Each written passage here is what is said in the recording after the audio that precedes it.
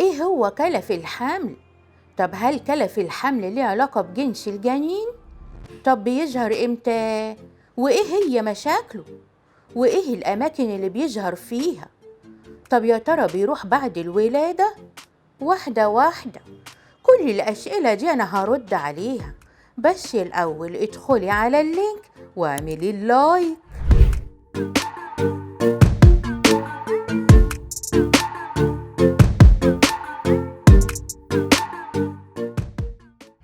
بالرغم إن رحلة الحمل دي رحلة عظيمة، لكن ده ما يمنعش إن هيقابلك شوية حاجات هتضايقك زي كلف الحمل.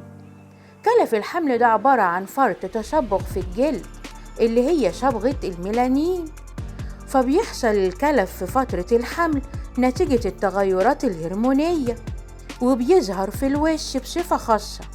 وده مش معناه إن عندك مشكلة، لأ، ولا عندك مضاعفات، ولا حتى بيأثر على الجنين بأي شكل من الأشكال.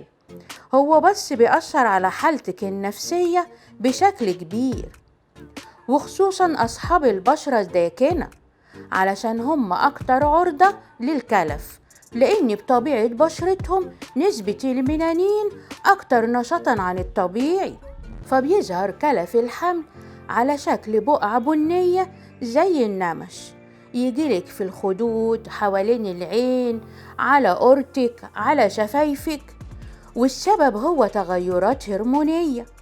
وفي أغلب الحالات بيروح بعد الولادة بمجرد إن الهرمونات ترجع لطبيعتها، وبيزيد لما تعرضي نفسك لأشعة الشمس بدون واقي.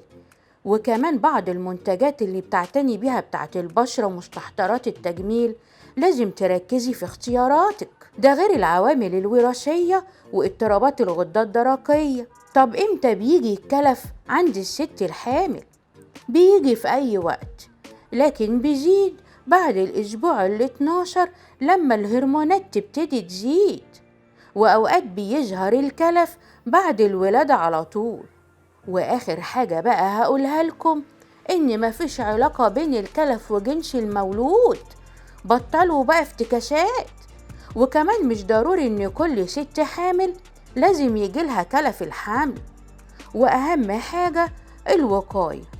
يلا يا حبايبي، ابعتولي على صفحة البرنامج وأنا هرد عليكم على طول، وهستناكم في حلقة جديدة وشديدة من برنامجكم الداية.